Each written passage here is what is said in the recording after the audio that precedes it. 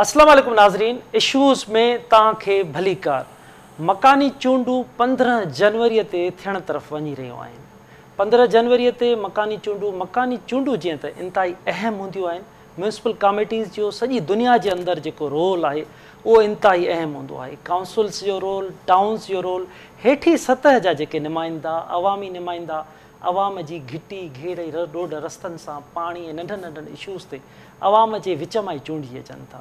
उहो जेको प्रोसेस हो उहो केतिरो ई वक़्तु अॻु में थियणो हो, पर जीअं त बरसातुनि जे करे 24 जुलाई ते बरसातुनि जे करे न थी सघियूं इलेक्शन्स, वरी 28 अगस्त ते न थी सघियूं, 23 अक्टूबर ते इन इशूअ जे करे न थी सघियूं।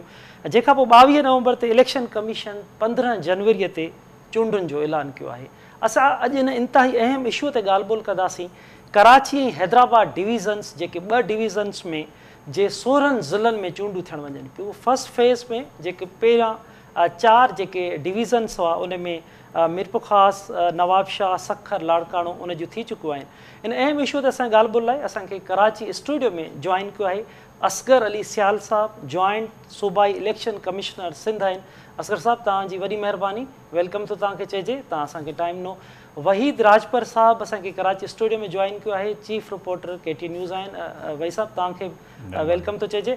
सोनो खान बलोच साहब, अॻूणा इलेक्शन कमिश्नर सिंध आहिनि। सोनो खान साहब, तव्हांखे वेलकम थो चइजे। ऐं असगर खानोटी साहब हैदराबाद मां असांखे जॉइन कयो आहे, KT न्यूज़ जा रिपोर्टर आहिनि। तव्हां सभिनी खे वेलकम थो चए। असगर साहब, ॻाल्हि ॿोल जी शुरूआति तव्हां खां, असगर अली सियाल साहब, तव्हां खां थी कजे त हिन वक़्तु कहिड़ी प्लानिंग्स आहिनि जेके असां ताईं मामला अचनि पिया, ख़बरूं त तव्हां जूं तयारियूं मुकमल आहिनि, कीअं तयारियूं मुकमल आहिनि, केतिरियूं हसास पोलिंग्स तव्हां करार ॾिनियूं आहिनि, इंतिज़ाम तव्हां कीअं कया आहिनि? 15 जनवरी ते कराची ऐं हैदराबाद डिवीज़न में बलदियाती चूंडूं थी रहियूं आहिनि ऐं उन सिलसिले में इलेक्शन कमीशन ऑफ पाकिस्तान जे हिदायतुनि तहत मुकमिल इंतज़ामात कया विया आहिनि। हीअ जेका इलेक्शन थिए पई, इन में कराची डिवीज़न ऐं हैदराबाद डिस्ट्रिक्ट जे 406 यूनियन कमेटी में इलेक्शन थींदी ऐं उनखां अलावा 1313 म्यूनिसिपल कमेटियूं ऐं 42 टाउन कमेटियुनि में इलेक्शन थींदी ऐं ॿराड़ी वारनि इलाइक़नि जे 325 यूनियन काउंसिल्स में बलदियाती चूंड थींदी। इन हवाले सां 3 क़िस्म जूं कैटेगरियूं आउं वज़ाहत कंदुमि त यूनियन काउंसिल में चेयरमैन, वाइस चेयरमैन ऐं वार्ड मेंबर प्लस मेंबर ज़िला काउंसिल जी इलेक्शन थींदी ऐं कराची डिवीज़न ऐं हैदराबाद डिस्ट्रिक्ट में जीअं त शहरी इलाइक़ा आहिनि, उन में हर यूनियन कमेटी में 2 कैटेगरीज़ ते इलेक्शन थींदी, हिकिड़ो चेयरमैन, वाइस चेयरमैन ऐं ॿियो वार्ड मेंबर जे हवाले सां। त इंतज़ाम मुकमिल कया विया आहिनि। उन हवाले सां अमले जी तैनाती बि थी वई आहे, उनजी तरबियत बि कराई अथऊं, प्लस सिंध पुलिस सां गॾिजी सिक्योरिटी प्लान बि फाइनल थियो आहे ऐं अमन अमान खे अञा वधीक मुयसरु बनाइण जे लाइ इलेक्शन कमीशन ऑफ पाकिस्तान तरफ़ां वफ़ाक़ी हुकूमत जे मिनिस्ट्री ऑफ इंटीरियर खे पाकिस्तान रेंजर्स ऐं पाकिस्तान आर्मी जी स्टेटिक डिप्लॉयमेंट जे लाइ बि ख़त लिखी छॾियो अथऊं। ठीकु आहे असगर साहब, हिन सां गॾु पाण ॻाल्हि ॿोल हिन ते डिस्कशन कयूं था, पर मां इन मालूम कंदुमि तव्हां खां त हीअ जेके इलेक्शन्स थियनि पियूं उन ॾींहं ते अगरि के अहिड़ा इशूज़ पैदा थियनि था त छा इलेक्शन कमीशन वटि को सेल क़ाइमु आहे, कीअं तव्हां ताईं कंप्लेंट पहुचे? जीअं असां मर्कज़ी जेका असांजी सूबाई इलेक्शन कमीशन ऑफिस आहे उते हिकिड़ो कंट्रोल रूम क़ाइमु कंदासीं ऐं उन सां गॾोगॾु डिस्ट्रिक्ट लेवल ते बि जेके असांजो ऑफिसिस आहिनि, प्लस जेके डिप्टी कमिश्नर ऑफिसूं आहिनि, छो त डिप्टी कमिश्नर खे असां as a district returning officer तौरु मुक़ररु कयो आहे, त उते बि कंट्रोल रूम क़ाइमु थींदो ऐं जंहिंमें ज़िले इंतज़ामिया, इलेक्शन कमीशन ऐं पंहिंजो डिस्ट्रिक्ट पुलिस उन जा नुमाइंदा मौजूदु हूंदा ऐं जिथे बि का कंप्लेंट वग़ैरह थी त उनखे फ़ौरन जेको आहे सो उनजो तदारुक कयो वेंदो।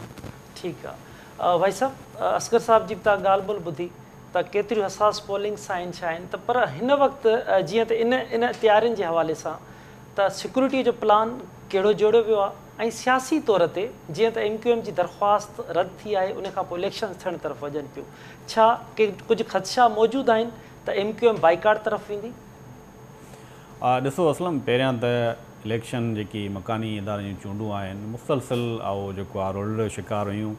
हिन भेरे जेको अदालतूं इन्वॉल्व थियूं, उनमें सियासी पार्टियूं दुर थियूं, जंहिंखां पोइ हिन वक़्तु इलेक्शन जेको 2nd फेज़ आहे कराची ऐं हैदराबाद में थिए पियो उन हवाले सां हाणे हिन वक़्तु जेके सिक्योरिटी प्लान जे हवाले सां जेको तव्हांजो सुवालु आहे उन ते सिक्योरिटी प्लान त सिंध गवर्नमेंट जे तरफ़ां उहो उनजी जोड़जक थी आहे। इलेक्शन कमीशन जी मीटिंग्स बि थियूं आहिनि। चीफ सेक्रेटरी सिंध सां, home secretary, IG, DG rangers जेके सिक्योरिटी इदारा आहिनि उन सां पूरी हिकिड़ो सिक्योरिटी प्लान बि ठहियो आहे। सेकेंड फेज़ जेको लोकल बॉडीज़ जी जेके इलेक्शन आहिनि कराची ऐं हैदराबाद में, हिन वक़्तु जेके पूरा डिटेल्स साम्हूं आया आहिनि उन मूजिबि त 8,879 जेके आहिनि उहे पोलिंग स्टेशन जेके मोस्ट सेंसिटिव ऐं सेंसिटिव आहिनि पूरे जेके कराची ऐं हैदराबाद डिवीज़न में, जिन मां जेके मोस्ट सेंसिटिव कराची में हिन वक़्तु जेके फिगर इलेक्शन कमीशन ऐं सिंध पुलिस जे तरफ़ां उहे कया विया आहिनि, ठाहिया विया आहिनि।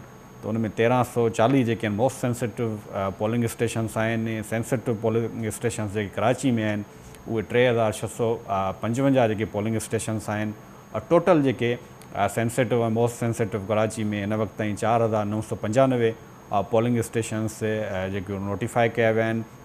हैदराबाद जी जेकॾहिं ॻाल्हि कजे त 3,881 जेके आहिनि मोस्ट सेंसिटिव ऐं sensitive polling stations Sindh police जे तरफ़ां ऐं सिक्योरिटी इदारा जेके आहिनि गॾियल तौर ते उनखे नोटिफाई कयो वियो आहे, जंहिंमें 997 मोस्ट सेंसिटिव पोलिंग स्टेशन्स आहिनि ऐं 2,884 जेके आहिनि उहे सेंसिटिव पोलिंग स्टेशन्स आहिनि।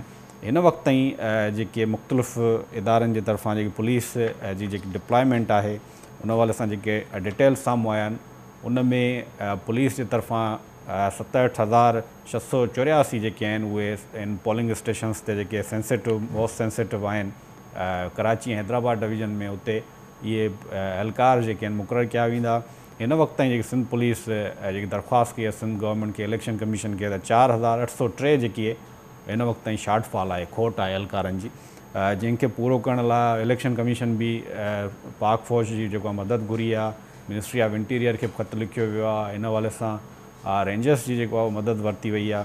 त हिन वक़्तु ताईं उन शॉर्टफॉल खे पूरो करण लाइ ऐं जेके मोस्ट सेंसिटिव जे हवाले सां जेके पूरो जो प्लान ठाहियो वियो आहे उन में 8 एहलकार जेके आहिनि मुक़ररु कया वेंदा, जंहिंमें मोस्ट सेंसिटिव ते ऐं सेंसिटिव जेके पोलिंग स्टेशन आहे उन ते 4 पुलिस एहलकार उहे मुक़ररु थींदा। इहो पूरो हिकिड़ो सिक्योरिटी प्लान आहे। गाॾियुनि जे हवाले सां बि हिकिड़ी रिक्वायरमेंट ॾिनी आहे इलेक्शन कमीशन पुलिस जे तरफ़ां या जेके डिस्ट्रिक्ट एडमिनिस्ट्रेशन आहे। त हिन पूरे कराची डिवीज़न में हिन वक़्तु ताईं जेके आहिनि 778 जेके आहिनि उनखे पुलिस मोबाइल्स जी घुरिज आहे। 185 जेके आहिनि उहे बसिस जी ज़रूरत आहे। अहिड़ी तरह 193 उहे जेके आहिनि ट्रक कराची में सिर्फ़ु जेके आहिनि खे डिस्ट्रिक्ट एडमिनिस्ट्रेशन पुलिस या जेके सिक्योरिटी अमलो आहे उन्हनि जे लाइ मूवमेंट जे लाइ इनखे खपे। हिन वक़्तु ताईं हैदराबाद में बि जेको आहे मुख़्तलिफ़ रिक्वायरमेंट्स आहिनि। 459 जेके आहिनि पुलिस मोबाइल्स जेको आहे उनखे रिक्वायरमेंट कई वई आहे। ऐं जेकॾहिं हाणे पाण ॻाल्हायूं था जेके सिक्योरिटी प्रॉब्लम्स जेके थिया जेके फस्ट फेज़ में, त जेके मुख़्तलिफ़ ही जेके कराची उनमें मीरपुर ख़ास समेत जेके लास्ट 2015 में जेके इलेक्शन थियूं लोकल बॉडीज़ जूं, त उन में बि 17 ॼणा उहे फौत थिया। मुख़्तलिफ़ जहिड़नि में 31 जेके आहिनि उहे माण्हू ज़ख़्मी थिया। त ओवरऑल जेकॾहिं हाणे हिन वक़्तु बि जेको आहे कराची इंतिहाई सेंसिटिव आहे ऐं बदीन जे हवाले सां उते जहिड़ो थियण जा जेको आहिनि ख़दशा सिक्योरिटी इदारनि जे तरफ़ां ज़ाहिर कया विया आहिनि। कराची में तमामु घणी मोस्ट सेंसिटिव ऐं सेंसिटिव पोलिंग स्टेशन्स नोटिफाई कयूं वियूं आहिनि।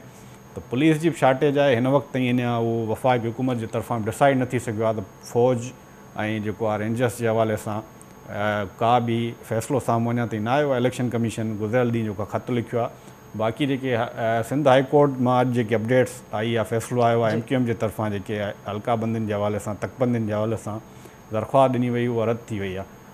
पर ॿियो जेको तव्हां सुवालु कयो त MQM छा जेको आहे बाइकाट तरफ़ ख़ालिद मक़बूल सिद्दीकी ऐं फारूक सत्तार जेकी आहे प्रेस कॉन्फ्रेंस कई, उनमें त क्लियर MQM मौक़ुफ़ अख़्तियार कयो आहे। ऑप्शन असां वटि आहे, पर हाणे इहो ऑप्शन असां इस्तेमालु न कंदासीं छो माज़ी में जमायत इस्लामी बि कयो। जमायत इस्लामी खे तमामु घणो लॉस थियो, जेके उन सां अॻुवाणनि सां ॻाल्हि ॿोल थींदी आहे। त मूंखे नथो लॻे त MQM जेको आहे बाइकाट तरफ़ वेंदी आहे। जेकॾहिं बाइकाट करे थी त वॾो उनखे नुक़सानु थींदो। ऐं हिन वक़्तु बि जेकॾहिं ॾिठो वञे त डिस्ट्रिक्ट ईस्ट, डिस्ट्रिक्ट सेंट्रल ऐं कोरंगी में तमामु घणो MQM वटि अञा स्ट्रीट पावर आहे। ऐं मुख़्तलिफ़ हिन वक़्तु जेको आहे पीपल्स पार्टी, PTI, जमायत इस्लामी जो हिकु बि जेको आहे छा चइबो आहे चोटी जो मुक़ाबिलो आहे टिनी जमायतुनि जो। बाक़ी 3 डिस्ट्रिक्ट जेके आहिनि उते MQM तमामु मज़बूत आहे ऐं उते बि जेको आहे PTI जमायत इस्लामी ऐं MQM जो टिनि डिस्ट्रिक्ट्स में जेको आहे उहो मुक़ाबिलो थी सघे थो। अच्छा ठीकु आहे भाई साहब। सोनू ख़ान साहब तव्हां जे उन दौर जी बि असां तव्हां खां ॼाण बि वठंदासीं, तजुर्बो बि असां सां शेयर कजो त कहिड़ियूं उन टाइम तव्हां सम्झो पिया त कहिड़ियूं कहिड़ियूं गुंजाइशूं रहिजी वियूं हुयूं, हिन भेरे उहे बहितर थियनि त हीअ इलेक्शन अञा बहितर थी सघे, छो जो सियासी सरगर्मियूं इंतिहाई तेज़ आहिनि, मुख़्तलिफ़ जमायतूं इन में हिसो वठी रहियूं आहिनि, मकानी चूंडूं बि केतिरियूं अहम आहिनि, इन ते तव्हांजो छा चवणु? असलम साहब, इन में अर्ज़ु आहे त जेका इलेक्शन आहे पूरी दुनिया में किथे बि पीसफुल नाहे थींदी, छो जो किथे न किथे जहिड़ा जटा थींदा आहिनि। ख़ासि तौर ते असांजो जेको एशिया वारो इलाइक़ो आहे ऐं फार ईस्ट में अवां सेलोन खे ॾिसो, अवां इंडिया खे ॾिसो, अवां बांग्लादेश खे ॾिसो, अवां नेपाल, इहे इन्हनि मुल्कनि में जिते यानी त 1 डे पोल आहे या 2 डे पोल आहे त उते इंतज़ाम जेकी नाक़िस थी सघनि था, छो जो उते वोटर्स जो तइदाद तमामु घणो आहे ऐं इंतज़ाम जेके आहिनि से अणपूरा रहिजी वेंदा आहिनि। असां वटि असां हमेशह इहे चयूं था त भई जेको आहे सो 1 डे पोल खे अवां छॾे अवां मल्टी डे पोल ते वञो, पर उहा ॻाल्हि मुनासिब नथी सम्झी वञे, इन जे करे जो को ट्रस्ट नथो रहे त जेकी पार्टियूं आहिनि जेकी कॉन्टेस्ट कनि थियूं या ॿिया जेकी यानी त उन्हनि सां अलाइड आहिनि उहे पोइ चवनि था न बसि असांखे अॼु ई राति जो रिज़ल्ट खपे त कंहिं खटियो कंहिं हारायो या छा थिए। इन में इंतज़ाम जेके आहिनि अणपूरा रहिजी था वञनि, उन जो सबबु इहो थिए थो, उन जो यानी त नतीजो इहो थिए थो जो उणायूं असां जेकॾहिं 1 मिंट में 1 वोट पोल करायूं त बि जेको असांजो सिस्टम ठहियलु आहे हर बूथ ते जेतिरा वोट असां रखूं था उहे रहिजी था वञनि। हा, इहा हक़ीक़त आहे। असां वटि यानी त जेका पहिरीं 1970 वारी इलेक्शन थी उन में असांजो यानी टर्न आउट हो 60+, उन खां पोइ हमेशह असांजो टर्न आउट हेठि पियो अचे। आख़िर हिकिड़ी उहा बि इलेक्शन थी 2002 वारी जंहिंमें टर्न आउट सिर्फ़ु 32% रहियो। हाणे थोरो वरी हिनखे बूस्ट मिलियो आहे। हाणे जेकॾहिं इहे इंतज़ामी खामियूं हुजूं ऐं असांजा इंतज़ाम अणपूरा हूंदा, वॾो मसइलो असां वटि थिए थो सिक्योरिटी, उन खां बि अहम मसइलो जेको आहे उहो आहे स्टाफ जी ट्रेनिंग, स्टाफ जो न अचणु, ख़ासि तौर ते जेकी आहिनि लेडीज़ जेकी आहिनि प्रिज़ाइडिंग ऑफिसर या पोलिंग ऑफिसर्स, उहे यानी त ड्यूटी करण खां ॾाढो लवाइनि थियूं, ज़बरदस्ती उन्हनि खे मिंट मेड करे उन्हनि खे आंदो थो वञे ऐं यानी त इन हिसाब सां भई ठीकु आहे असांखे सहूलियत ॾींदासूं, असां ट्रांसपोर्ट ॾींदासूं ई, पर लैप्सिस रहनि थियूं। नतीजो इहो थिए थो त जिते 4 लेडीज़ खपनि जे पोलिंग स्टेशन ते 8 खपनि, उन जे बजाए असांखे 2 टे मुयसरु आहिनि, बाक़ी ईअं कमु हले थो। त इहे जेकी आहिनि कमियूं पेशियूं आहिनि इहे त सताई रहियूं आहिनि ऐं असां वटि अञा बि जेकर थींदो। बाक़ी रहियो सुवाल जेकर इन में असां इन बहितरी तरफ़ अचूं त पोइ इन्हनि इंतज़ामनि खे इन हिसाब सां यानी त असांखे करिणो पवंदो त असां इन जी प्लानिंग जेका हाणे हींअर मां ॾिसो जेको गैप थी वियो, हाणे इलेक्शन कमीशन पंहिंजे तरफ़ां स्टाफ खे ॾिनी ट्रेनिंग, उहो ट्रेनिंग वारियूं जेके आहिनि उहो उन्हनि मां का बीमार हूंदी औरत, को मर्द बीमार हूंदो, को रिटायर थी वियो हूंदो, को छा, उन्हनि जूं जेकी लिस्टूं जेके अपडेट नथियूं थियनि ऐं वक़्त ते पोलिंग स्टेशन ते स्टाफ जी खोट थिए थी। ऐं उन खां अलावा जेको आहे सो असां वटि जेको कमु करण जे लाइ जेकी यानी त बाक़ाइदे वॉलंटियरली जेको थींदो आहे जेको हिकिड़ो वर्कर, उहो तमामु घटि रहियो आहे। इन जे करे जो हुननि खे सुबुह जो सवेरो उथो साईं ट्रांसपोर्ट आहे न आहे, पोइ वरी पहुचो, शाम जो हुननि खे पुछे कोन थो, उहे अची था वञनि पंहिंजे घर, कंहिं बि नमूने सां उन जी ट्रांसपोर्ट अवेलेबल ई कान्हे हूंदी वॾनि शहरनि में किथे पहुचनि। बहरहाल इहे जेके आहिनि इहे शुरू खां वठी यानी त हलंदड़ आहिनि कोताहियूं, इहे हाणे बि थी सघनि थियूं यानी त ईंदड़ 15 जनवरी इलेक्शन ते। बहरहाल आऊं यानी त इलेक्शन कमीशन खे जस ॾींदुसि, उन्हनि पंहिंजे तरफ़ां पूरी कोशिशि कई आहे, इंतज़ामिया पंहिंजी जाइ ते आहे। बाक़ी रहियो साल जीअं हींअर ॿुधायो वियो त भई उते सिक्योरिटी जा मसाला थींदा, उहो उन्हनि खे मोह ॾियण जे लाइ असांखे यानी त पुलिस खां अलावा असांखे रेंजर्स या किथे किथे आर्मी जी सख़्तु ज़रूरत आहे, छो जो ही इलेक्शन ॾाढियूं यानी त पंहिंजो टफ थियण वारियूं आहिनि, जी बिल्कुलु ख़ासि तौर ते कराची हैदराबाद में। बिल्कुलु बिल्कुलु सही था चओ, टफ थियण वारियूं इलेक्शन्स।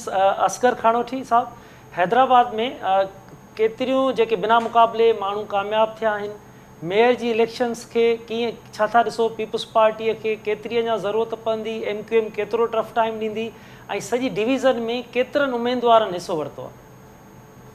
जी असल ॾिसो त हिन वक़्त ताईं जेका लोकल गवर्नमेंट जी जेको मुख़्तर वारी सूरत हाल हुई, उहा काल्ह ताईं जेको अदालती हुकुमनि इलेक्शन कमीशन पारां MQM जी जेके दरख़्वास्तूं हुयूं उहे रद्द करण खां पोइ राति खां कुझु सरगर्मियूं तेज़ थियूं आहिनि। तव्हांखे ॿुधायां त हैदराबाद रीजन जी जेका सूरत हाल आहे, हैदराबाद रीजन जे 6 ज़िलनि में, जंहिंमें हैदराबाद में ख़ुदि जेके पोलिंग स्टेशन्स लॻायूं वयूं आहिनि उहे 732 पोलिंग स्टेशन्स क़ाइमु कयूं वयूं आहिनि, जंहिंमें 513 पोलिंग स्टेशन्स खे हिसास, जॾहिं त 219 पोलिंग स्टेशन्स खे इंतिहाई हिसास करार ॾिनो विया। त अहिड़ी तरह मटियारी में जेको 345 पोलिंग स्टेशन्स क़ाइमु कयूं वेंदियूं ऐं जंहिंमां 277 खे हिसास ऐं 68 खे इंतिहाई हिसास करार ॾिनो वियो इलेक्शन कमीशन पारां। ऐं इलेक्शन कमीशन जी जेके इंतिहाई हिसास ऐं हिसास पोलिंग स्टेशन्स करार ॾिनियूं आहिनि उहे कानून लागू कंदड़ इदारनि जे ऐं पुलिस जे रिपोर्टुनि जे आधार ते कयो वियो आहे। त अहिड़ीअ तरह मटियारी खां पोइ जेका जामशोरी सूरत हाल आहे, जामशोरी में मजमूई तौर ते 430 पोलिंग स्टेशन्स क़ाइमु कयूं वेंदियूं ऐं जंहिंमें 212 जेके पोलिंग स्टेशन्स आहिनि उहे हिसास आहिनि, जॾहिं त 218 उन्हनि में इंतिहाई हसास आहिनि। जॾहिं त टंडो लायर जी जेका पोज़ीशन आहे त उन में 299 मजमूई तौर ते पोलिंग स्टेशन्स क़ाइमु कयूं वेंदियूं मुख़्तलिफ़ उमेदवारनि विच में जेके मुक़ाबला थी रहिया आहिनि, जंहिंमां 245 हिसास आहिनि ऐं जॾहिं त सिर्फ़ु 54 इंतिहाई हिसास आहिनि। टंडो मोहम्मद खान जी ॻाल्हि कंदासीं त उते 230 पोलिंग स्टेशन्स आहिनि, जंहिंमें 180 हिसास आहिनि, जॾहिं त 50 इंतिहाई हिसास करार ॾिनियूं वयूं आहिनि। ऐं अहिड़ी तरह दादूअ में हैदराबाद खां पोइ घणे में घणी जेके पोलिंग स्टेशन्स आहिनि उहे दादू ज़िले में आहिनि, जिते 638 पोलिंग स्टेशन्स आहिनि, जंहिंमां 468 खे हिसास ऐं 170 खे इंतिहाई हिसास करार ॾिनो वियो आहे। मजमूई तौर ते 6 ज़िलनि अंदरि जेके हैदराबाद रीजन में अचनि था उन्हनि में 2674 पोलिंग स्टेशन्स क़ाइमु कयूं वयूं आहिनि वेंदियूं, जंहिंमें 1895 हिसास आहिनि, जॾहिं त 779 इंतिहाई हिसास आहिनि।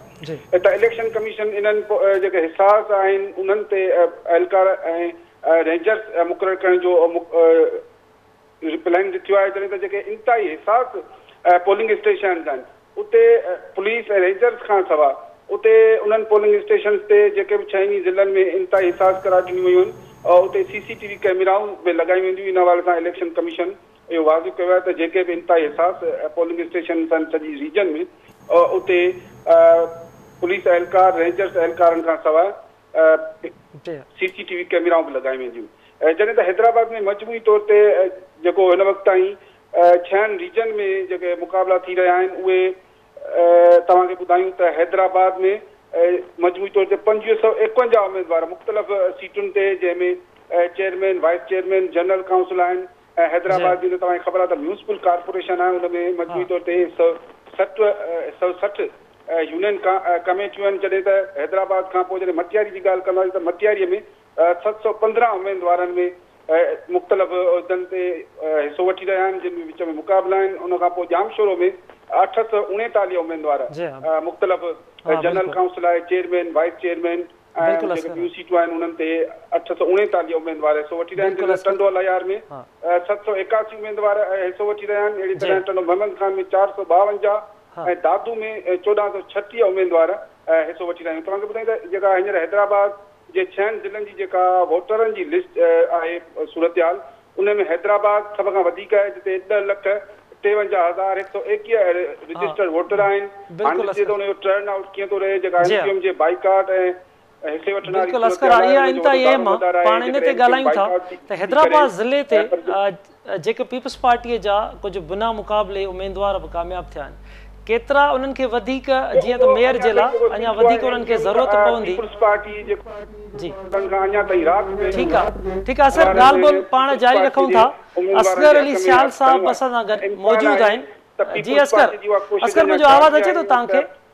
आज़ाद उम्मीदवारनि खां या जेके ठीकु आहे असगर, पाण ॻाल्हि ॿोल जारी रखूं था। सियाल साहब, सोनू खान बलोच साहब ॻाल्हि कई त अमले पहुचाइण जूं हिकु त इहे शिकायतूं साम्हूं ईंदियूं आहिनि, उन लाइ हिकमत अमली कहिड़ी जोड़ी वई आहे अॻी जेकी फर्स्ट फेज़ में कुझु हंधनि ते झेड़ा थिया उन लाइ कहिड़ो तव्हां सिक्योरिटी प्लान कहिड़ी प्लानिंग्स तव्हां ठाही आहे त जीअं घटि में घटि अहिड़ा मामला थियनि ऐं ख़ैर ख़ूबीअ सां इलेक्शन थी सघे? भई सिक्योरिटी प्लान हवाले सां ॿुधायूं त सिंध पुलिस ॿिन्ही डिवीज़न में तमामु मुयसर प्लान तरतीब ॾिनो आहे। जीअं राजपुर साहिबु ॿुधायो त जेके इंतिहाई हसास पोलिंग स्टेशन्स आहिनि उते 1 8 जी हुन नफ़री लॻाईंदा, यानी 8 जवान हूंदा, हिकु हुनजो इंचार्ज हूंदो, उहो इंस्पेक्टर लेवल जो या सब इंस्पेक्टर लेवल जो हूंदो।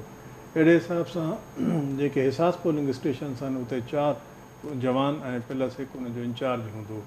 उन सां गॾोगॾु पाकिस्तान रेंजर्स जी स्टेटिक डिप्लॉयमेंट बि हूंदी ऐं पाकिस्तान आर्मी बि हूंदी ऐं QRF तौरु बि हू मूवमेंट कंदा, त पूरी कोशिशि हूंदी त को अणवणदड़ वाक़ियो न थिए। उन सां गॾोगॾु अमले खे बि असां तरबियत दौरान इहो ॿुधायो वियो त भई अव्हांखे जीअं त प्रिज़ाइडिंग अफ़सर खे first class magistrate of power election commission ॾिना आहिनि, त जिथे बि का वायलेशन थिए, का भंजकड़ी थिए, त उनखे बाक़ाइदे जेको आहे सो क़ानूनी कार्रवाई करणी आहे। त उमेदु था कयूं त पहिरें मरहले खां जे मुक़ाबले में हीअ इलेक्शन पुरअमन थींदी।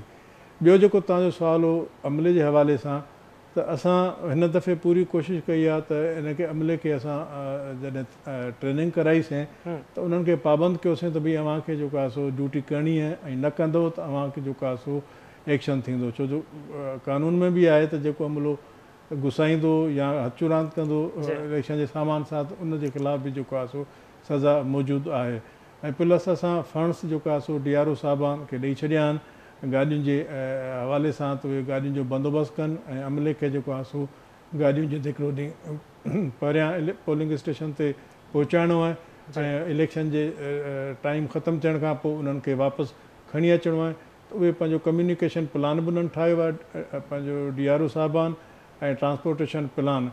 त पूरी कोशिशि आहे त का कोताही न थिए ऐं जेको अमलो यानी मुक़ररु थियो आहे उहो ई ड्यूटी करे, प्लस रिज़र्व में बि असां मुक़ररु कयो आहे। सियाल साहब, हिते हिकिड़ी नंढो सवाल, जीअं त सोसाइटी में इन ते डिबेट बि पढ़ियल लिखियल माण्हुनि वटि थींदी रही आहे, ईअं ॻाल्हि ॿोल हलंदी रही आहे, त छा इलेक्शन कमीशन वटि पंहिंजो अमलो न आहे? उन जे लाइ का तजवीज़ूं, उन लाइ का प्लानिंग तव्हां वटि आहे?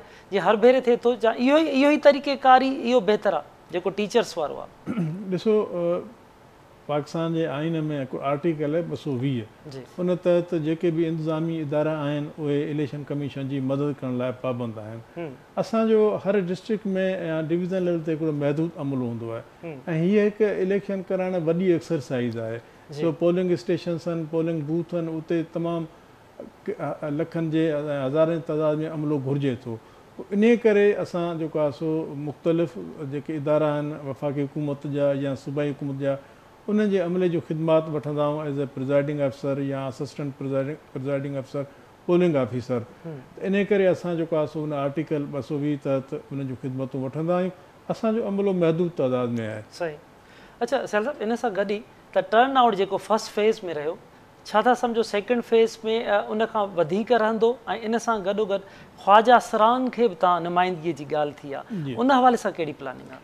जी, इहा पंहिंजो हिन लोकल गवर्नमेंट एक्ट में हींअर अमेंडमेंट थी आहे त हिकु सीट जेको आहे सो हर काउंसिल में, जेके मेट्रोपॉलिटन कॉर्पोरेशन आहे या म्यूनिसिपल कॉर्पोरेशन आहे, म्यूनिसिपल कमेटी आहे टाउन, उते उनजी नुमाइंदगी रखी वई आहे, हिकु सीट ख़्वाजा सरान जी, प्लस हिकु सीट जेके माज़ूर कोटा आहे उन्हनि लाइ बि रखी वई आहे। त उन्हनि खे बि बिल्कुलु पूरो मौक़ो मिलंदो जॾहिं हीउ पहिरियों मरहलो डायरेक्ट इलेक्शन जो मुकमिल थींदो, जॾहिं मख़सूस निशस्तुनि जी इलेक्शन थींदो, उन में हू हिसो वठंदा बिल्कुलु। सही। अच्छा भाई साहब, पहिरियों जेको मेयर जी असां ॻाल्हि कयूं था, जमशेद मेहता साहिब जी, 1933 में पहिरियों मेयर। अॼु ही जेकी इलेक्शन थी रही आहे, वसीम अख्तर 29 मेयर हो, ही 30 मेयर हाणे अचिबो। त उन दौर में तमामु वॾा कम थिया, मेयर जेके हेठी जेके इलेक्शन्स हुजनि थियूं तमामु वॾा अहम हुजनि थियूं। मकानी हिन में जेको आवाम पंहिंजा अगरि हक़ीक़ी नुमाइंदा चूंडे अचे थो, छा था सम्झो कराची शहर जीअं तमामु वॾो शहर आहे, इन ते केतिरी अहम ज़रूरत आहे त मकानी चूंडुनि में मकानी नुमाइंदा चूंडिजी अचनि ऐं उन सां कहिड़ी तब्दीलियूं अची सघनि थियूं? ॾिसो, वसीम अख्तर जो ज़िक्र कयो तव्हां मेयर जे हवाले सां, उन त पूरी जेको उन मुदो हुयो उन दौरान चयो त मूं वटि अख़्तियार कोन्हनि, मां बेअख़्तियार जेको आहे मेयर हुयुमि। त कमु त ॾिसो तमामु घणा आहिनि, इन जो MQM जो मौक़ुफ़ रहियो आहे त अख़्तियार मसइलनि पुलिसिंग जा अख़्तियार मिलणु घुरिजनि, एजुकेशन, हेल्थ, मतिलबु हिकिड़ी डिफेक्टो प्रोविशनल गवर्नमेंट जा जेके आहिनि उनजो मुतालबो रहियो आहे। त असां जीअं मुस्तफ़ा कमाल जे दौर में उन वटि तमामु जेके आहिनि तमामु घणा अख़्तियार हुया। त हिन वक़्तु बि जेको पीपुल्स पार्टी MQM जूं जेके ॻाल्हियूं थियूं आहिनि उन में बि सदाईं उनजो इहो ई मुतालबो रहियो आहे वधि खां वधि त पुलिसिंग ऐं जेको आहे पूरी जेकी फाइनेंस कमीशन जा पूरा उहा जेकी जोड़जक बि कोन थी सघी, मुख़्तलिफ़ इजलास थियणु घुरिजनि। हिन वक़्तु ॾिसो हाणे 3 वॾा स्टेक होल्डर आहिनि कराची में। मां जीअं पहिरियों चयुमि त चोटी जो मुक़ाबिलो आहे, पीपुल्स पार्टी, PTI ऐं जमायत इस्लामी। ऐं 3 डिस्ट्रिक्ट में जेको आहे हिन वक़्तु जेको आहे कोरंगी डिस्ट्रिक्ट सेंट्रल ऐं ईस्ट में MQM जो तमामु उन में मुक़ाबिलो थींदो PTI। त हिन वक़्तु हाणे इहो चवणु पहिरियां ई त भई मेयर केरु थींदो हिन हवाले सां अञा त पूरो इलेक्शन थियणी आहे, पूरो हिकिड़ो प्रोसेस आहे। पर जेकी समूरा जेके रहिया आहिनि हिन वक़्तु ताईं जेके पीपुल्स पार्टीअ जे तरफ़ां बि वॾो जेको रैलियूं हाणे पूरो, पर हिन वक़्तु जेको कराची आहे तमामु इम्पॉर्टेंट आहे। हैदराबाद ऐं कराची जेके पूरो डिवीज़न आहे पूरो कराची जीअं हैदराबाद डिस्ट्रिक्ट जे हवाले सां जेके 2 मेयर आहिनि उन ते तमामु चोटी जो मुक़ाबिलो आहे। हाणे ॾिसूं मेयर मुस्तक़बिल में मेयर कंहिंखे मेयरशिप थी मिले, पर ज़ाहिर आहे जेकी मादी में प्रैक्टिस रही आहे जंहिं वटि बि प्रोविशनल गवर्नमेंट रही आहे त अरबाब रहीम जो दौर हुजे, उन खां अॻे जेकॾहिं त पीपुल्स पार्टी वटि सिर्फ़ु नवाब शाह खैरपुर ऐं जेको आहे इन खां अलावा ॿियूं जेके आहिनि कॾहिं बि उन वटि नाज़िम कोन रहियो। नाज़िम सॼा मुशरफ दौर में अरबाब रहीम जी जेकी गवर्नमेंट हुई त उन्हनि जी अक्सरियत सां जेको आहे हिकिड़ी काफ लीग जा या जेके आहिनि पूरे इदारनि में सॼे डिस्ट्रिक्ट में प्रोविशनल गवर्नमेंट जेकी रही आहे जेको फार्मूला रहियो आहे या जंहिंजी गवर्नमेंट रही आहे त मकानी इदारनि ते असरअंदाज़ उहे ई थिया आहिनि। हिन वक़्तु बि जेको बज़ारि लॻे पियो त कराची में बि जेको आहे उहो कम बि हिन वक़्तु जेके थियनि पिया उहे बि आहिनि। जमायत इस्लामी तमामु घणी महिनत कई आहे हिन वक़्तु जेके इशूज़ बेस्ड जेकी महिनत कनि पिया। PTI जो तमामु जेको ख़ामोश जेको वोटर आहे हिन में जेके ज़मीनी चूंडूं नंढियूं चूंडूं थियूं आहिनि उनमें असां ॾिठोसीं त MQM खे TLP जो हिकिड़ो तमामु वॾो माना मज़हबी वोट साम्हूं आयो आहे, मतिलबु लियारी में उन सीट कढी। ऐं हाणे बि जेकॾहिं लांडी में कोरंगी वारो तक ॾिसूं शाह फैसल वारो तमामु घणा उन जा वोट रहिया। त पूरा जेकॾहिं फैक्टर हाणे इहो चवणु हिन खां अॻे जेको आहे पहिरियां सही न रहंदो त मेयरशिप कहिड़ी जमायत खे मिलंदी, पर इहो आहे त जहिड़ो आहे 3 वॾियुनि जमायतुनि में सभिनी जी दावा आहे, सभिनी जी दवा आहे। हाणे इलेक्शन जे ॾींहुं थींदी त उन खां पोइ जेके नंबर्स ॾिसंदासीं सीटूं कंहिंखे केतिरियूं मिलनि थियूं उन खां पोइ चई सघिजे थो मेयर कंहिंजो हूंदो। बिल्कुलु। अच्छा सोनू खान साहब, इंतिहाई अहम इलेक्शन हूंदी आहे, तव्हां इन समूरे प्रोसेस में रहिया बि आहियो। मकानी चूंडियूं, हेठी सतह जी चूंडियूं, तजवीज़ूं कहिड़ियूं था ॾियो सरकार खे? चूंडियल जेके नुमाइंदा बीहनि था, कहिड़ी प्लानिंग्स हुजणु घुरिजे, कहिड़ियूं नयूं तजवीज़ूं हुजनि? तव्हां दुनिया जे इलेक्शन वारे प्रोसेस खे बि ॾिसो था, कहिड़ियूं सलाहूं हूंदियूं जंहिं ते अमल कजे? त जेको असांजो कानून आहे लोकल गवर्नमेंट एक्ट जी, सिंध लोकल गवर्नमेंट एक्ट, उन में जेकी आहे न पंहिंजो जुज़ जंहिं तहत मेट्रोपॉलिटन कॉर्पोरेशन खे छा करिणो आहे, म्यूनिसिपल कॉर्पोरेशन खे छा करिणो आहे, टाउन कमेटियूं, म्यूनिसिपालिटियूं या यूनियन काउंसिल, उन्हनि में सभिनी जा पंहिंजा पंहिंजा पावर्स उहे ॾेखारियल आहिनि।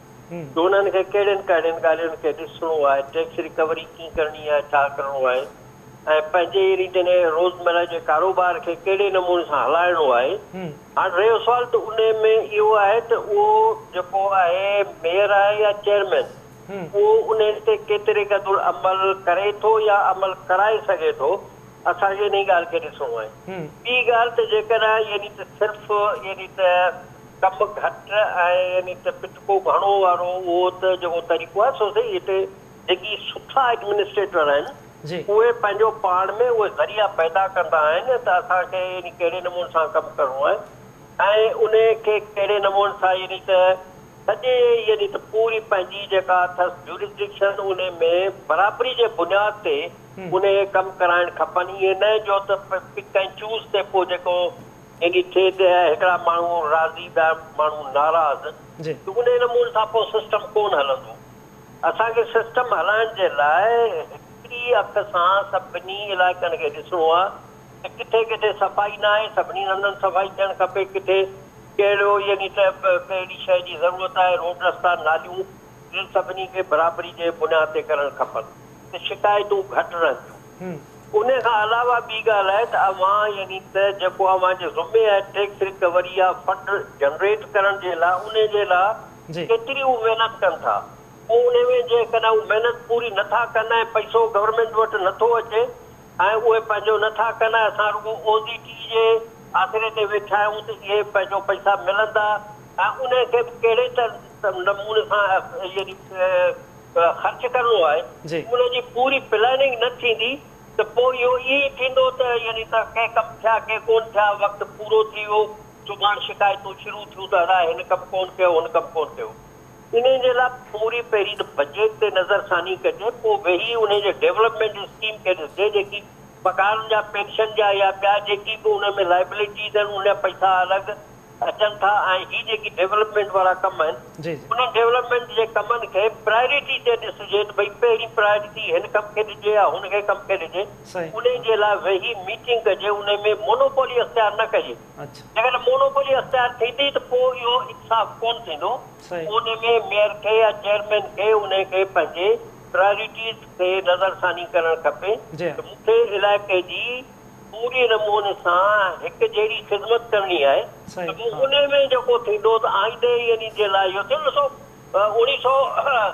1933 में 35 में जेकी लोकल बोर्ड हूंदा हुआ, हाणे जीअं हींअर मुंहिंजो दोस्त ॻाल्हि कई त भई पंहिंजो आलवी साहिबु जेको पहिरियों मेयर जेको उन वक़्तु डायरेक्ट वोट कोन हो, उन वक़्तु जेका हिकिड़ी पार्टी हूंदी जेका यानी त उन मां मेयर चूंडींदी, चंद महदूद माण्हू हूंदा हुआ जेकी 1970 खां पोइ इहो असांखे डायरेक्ट फ्रेंचाइज़ जो हक़ मिलियो, जो हिकु माण्हू हिकु वोट जो हक़ मिलियो। इन खां किथे वोट जो हक़ हो, उन में यानी जेकी सिलेक्टेड माण्हू हूंदा, ज़मींदार हूंदा, ॿिया जेकी कुर्सी बरदार हूंदा, उन्हनि खे वोट ॾियण जो हक़ हूंदो, आम माण्हू खे को हक़ कोन हो। 1970 इलेक्शन में पोइ इहो हर माण्हू खे यानी वोट जो हक़ मिलियो।